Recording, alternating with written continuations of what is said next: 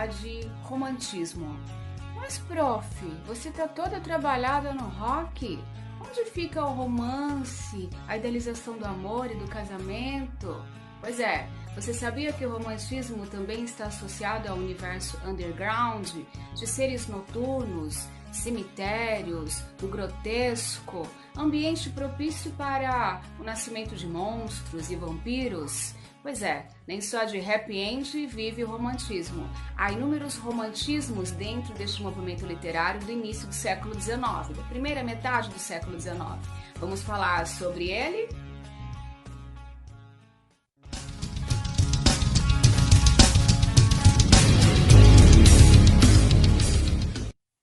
O século XIX é marcado por revoluções burguesas. A burguesia vai ser responsável por transformações econômicas, sociais e vai ganhar poder político. É nesse contexto de insurreição e de desejo por liberdade em que alguns conceitos como cidadão, cidadania vão surgir. Assim, há uma produção artística que vai, por hora, trabalhar com o tema do nacionalismo, o tema do nativismo. Por outro lado, autores inspirados pelos ingleses Byron e Shelley, Mary Shelley, que vão se apresentar de uma maneira isolada em relação à sociedade. Vão ser os poetas incompreendidos porque os valores que defendem, os valores éticos e morais, não correspondem aos valores e aos interesses econômicos desta mesma burguesia. Assim, enquanto há um grupo de autores que vai abordar uma literatura de cunho nacionalista, há também autores que vão por outro caminho, em que o sentimentalismo exacerbado, em que a fuga, a evasão para a morte, a evasão para o sonho, a evasão para a loucura, serão temas de suas obras poéticas. Para entender como que o mesmo movimento literário idealiza a natureza nativista, cria o mito da nação, ao mesmo tempo que aborda temas como solidão, medo, morte e a apresentação de uma natureza também sombria, é preciso compreender o contexto histórico. O século das luzes chega ao fim. Com a Revolução Francesa, os heróis solitários se tornaram elementos do passado. Agora, quem faz a história pela força de seus braços e pela convicção de seus ideais é o indivíduo. Em meio a todos os acontecimentos desencadeados pela tomada do poder na França, a Assembleia Nacional Constituinte começou a elaborar os artigos da nova Constituição. Aprovado em 1789, o texto resumia os direitos básicos da sociedade moderna. Em todos eles se pode identificar o desejo de autonomia da burguesia, que, como classe universal, falava em nome do povo inteiro e tomava para si a tarefa de emancipar o mundo do feudalismo e dos privilégios da monarquia.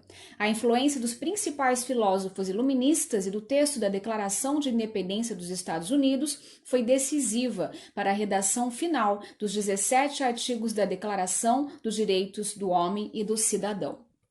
Como falamos no início deste vídeo, a produção romântica não está associada apenas a temas como idealização do amor, idealização da mulher, idealização do casamento. Essa produção ela vai ser expressa em teatro, em prosa, em poesia. E para conhecer as características de cada uma dessas representações, é preciso entender como que elas se organizam em categorias. A poesia, por exemplo, se organiza em 3 gerações. A geração indianista, a geração chamada de geração ultrarromântica e a geração condoreira. Elas são organizadas desta maneira. Vamos falar sobre as 3? Tratar da identidade do país ou da exaltação de uma pátria considerada como perfeita a partir da imagem de símbolos dessa pátria, como sabiá, como palmeira, como cantou Gonçalves Dias no seu poema Canção do Exílio. Isso tudo está associado com o momento histórico que o Brasil estava vivendo na primeira metade do século XIX, que é a independência, que acontece em 1822. Isso vai fazer com que haja uma necessidade por parte dos poetas da primeira geração romântica de criar um espírito nativista, nacionalista, para ser expressado nas suas produções. Assim, autores como Gonçalves Dias ou Gonçalves de Magalhães vão imprimir em suas obras algumas marcas desse espírito nacional que vai tentar evidenciar qual é esse país, que país é esse que se tornou independente. Vamos conhecer algumas dessas obras? Canção do Exílio, Gonçalves Dias. Minha terra tem palmeiras onde canta o sabiá. As aves que aqui gorjeiam não gorjeiam como lá. Nosso céu tem mais estrelas, nossas várzeas têm mais flores, nossos bosques têm mais vida, nossas vidas mais amores. Em cismar sozinho à noite, mais prazer encontro eu lá. Minha terra tem palmeiras onde canta o sabiá. Minha terra tem primores, que tais não encontro eu cá. Em cismar sozinho à noite, mais prazer encontro eu lá. Minha terra tem palmeiras onde canta o sabiá. Não permita, Deus, que eu morra sem que eu volte para lá, sem que desfrute dos primores que não encontro por cá, sem que ainda avistes as palmeiras onde canta o sabiá. No meio das tabas, já menos verdores, cercados de troncos, cobertos de flores, alteiam-se os tetos da altiva nação. São muitos seus filhos, nos ânimos fortes, temíveis na guerra, que em densas cortes assombram das matas a imensa extensão. São rudos, severos, sedentos de glória, já prélios incitam, já cantam vitória, já meigos atendem à voz do cantor. São todos timbiras, guerreiros valentes, seu nome lá voa na boca das gentes, condão de prodígios, de glória e terror. Como você pode ver nesses dois poemas, a exaltação dessa pátria perfeita. Gonçalves Dias, quando escreve a Canção do Exílio, morava em Portugal, onde ele era estudante de Direito. Então ele vai falar dessa terra que está lá, distante, e vai contrapô-la à terra que ele está habitando, que é Portugal. Então a minha terra tem palmeiras onde canta sabiá. As aves que aqui em Portugal gorjeiam ou não gorjeiam como a terra perfeita, que é a minha terra que está lá. E você pode perceber que ele vai cantar essa terra como perfeita nos versos de nosso céu tem mais estrelas, nossos bosques têm mais flores. Então, a exaltação dessa pátria está evidente neste poema, que é um símbolo da primeira geração romântica. Já no segundo poema, Juca Pirama, você pode perceber que o herói é cantado com uma força, assim como a gente percebia nos poemas épicos da Antiguidade Clássica. Esse detalhe também é bastante interessante. Além da temática, fique atento à musicalidade, fique atento à linguagem simples, que é uma característica romântica, tanto é que a retomada de cantigas vai ser um detalhe interessante, porque os poemas vão apresentar muitas vezes redondilhos, ou de 5 sílabas, ou de 7, como Canção do Exílio, Minha terra tem palmeira, onde canta o sabiá. Então essa musicalidade também vai ser uma das características aí importantes das produções da estética romântica.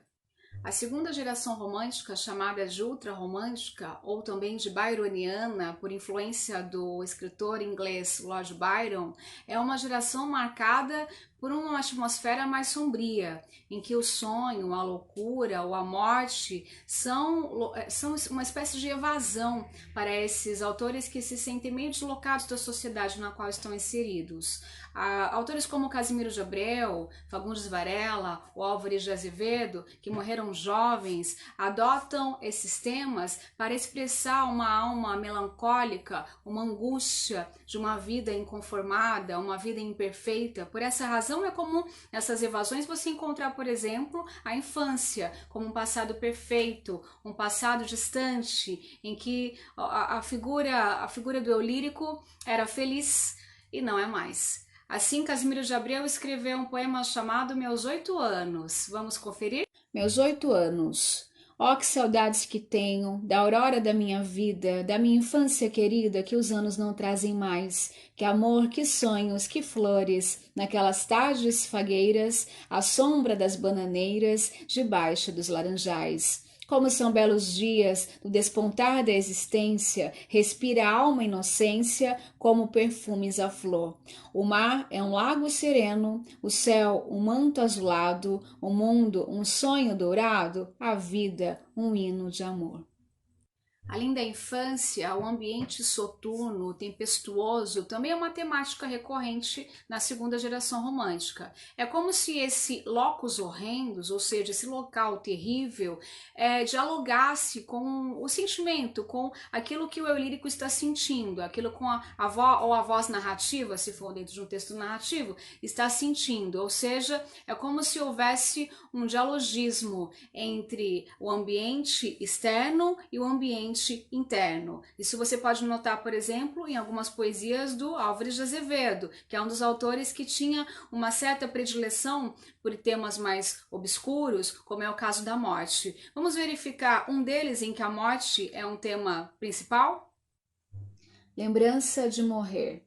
Quando em meu peito rebentar-se a fibra que o espírito enlaça à dor vivente, não derramem por mim nenhuma lágrima em pálpebra demente, e nem desfolhem na matéria impura a flor do vale que adormece ao vento. Não quero que uma nota de alegria se cale por meu triste passamento.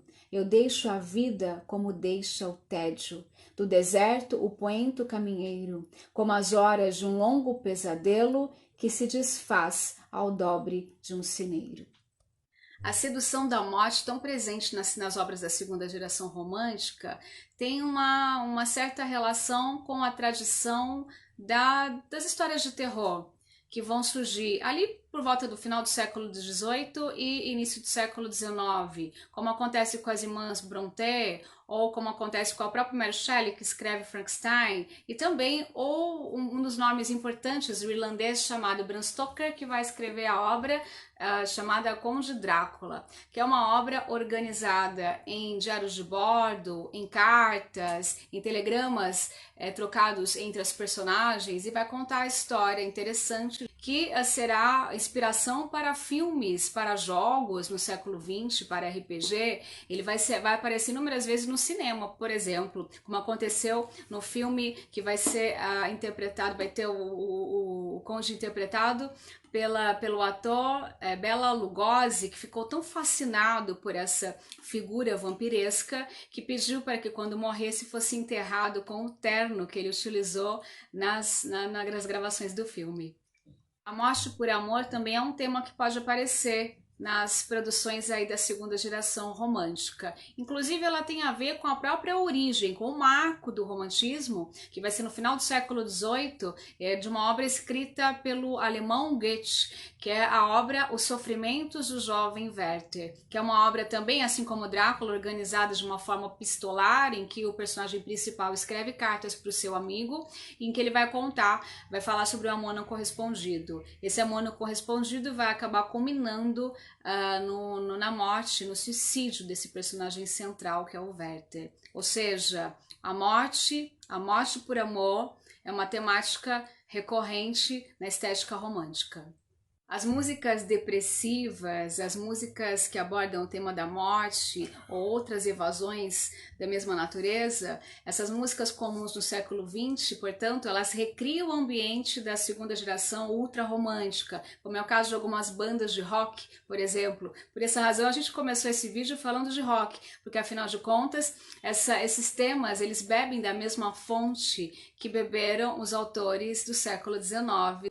No entanto, nem só de utopia, de idealização, de temas mórbidos viveu o romantismo. Como já falamos, o romantismo, na verdade, são vários romantismos. Há uma terceira geração, que é uma geração que já tem uma consciência social, é uma geração que está no processo de transição ali para o próximo movimento literário, que vai ser o realismo, que é uma geração mais preocupada com as questões sociais. Essa geração de cunho social vai ser chamada de condoreira, que está associada com a simbologia do pássaro condor, que é um pássaro que alcança grandes altitudes. Por essa razão, ele está associado à liberdade. E a liberdade aqui no Brasil, nessa segunda geração, está ligada a um espírito abolicionistas, de autores que estão preocupados com a libertação dos escravos, estão preocupados com as questões sociais. Os poetas condoreiros buscavam atingir um número maior de público. Por essa razão, eles iam a portas de teatro, iam a praças para declamar, nesse tom de oratória,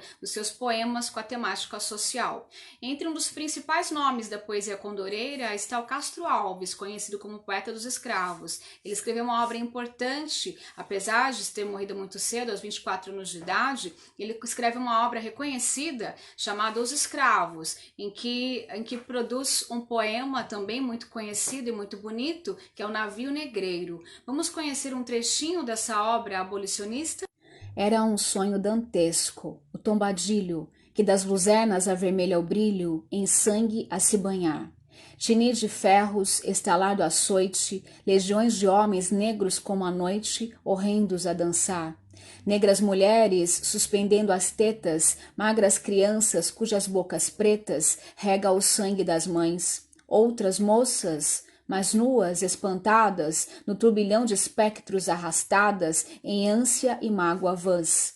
E ri-se a orquestra irônica, estridente, e da ronda fantástica da serpente faz doudas espirais. Se o velho arqueja, se no chão resvala, ouvem-se gritos, o chicote estala e voam mais e mais. Presa nos elos de uma só cadeia, a multidão faminta cambaleia e chora e dança ali. Como a gente pode ver, o romantismo está para além das questões amorosas. Espero que vocês tenham gostado deste movimento literário da primeira metade do século XIX. A gente vai ficando por aqui. Nos falamos depois sobre o próximo movimento literário, o realismo. Até mais! Gente, essa maquiagem ficou horrível. As blogueiras de maquiagem piram, né? Oi!